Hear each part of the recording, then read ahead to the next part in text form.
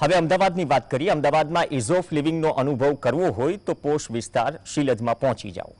આ વિસ્તારમાં વિકાસ તો થયો છે, પરંતુ થોડા જ વરસાદમાં કૃત્રિમ તળાવનું નિર્માણ થઈ જાય છે।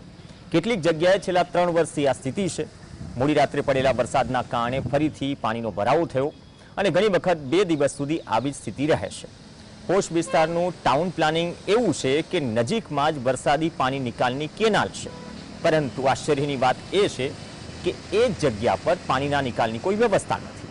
સ્થાનિકો રજૂઆત કરે તો જવાબ મળે કે મોટી પાઇપલાઇન નંખાયા બાદ સમસ્યાનો નિવેડો આવી જશે, પણ બીજી તરફ પ્રી મોન્સૂન કામગીરીનો જે દાવો અમદાવાદ કોર્પોરેશન કરી રહ્યું છે, એ જ કોર્પોરેશનના અધિકારીઓ જરા સ્થળ તપાસ કરે તો ખ્યાલ આવે કે વર્ષમાં આ વિસ્તારની કેચ પીટ કેટલી વખત સાફ થાય છે।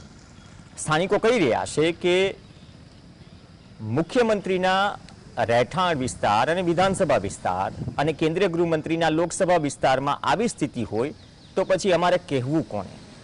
અધિકારીઓ આવે છે અને ભવિષ્યમાં તકલીફ દૂર થઈ જશે એવી દલીલો અને દિલાસો પણ આપે છે, પણ છેલ્લા 3 વર્ષથી સ્થિતિમાં કોઈ સુધારો નથી આવ્યો।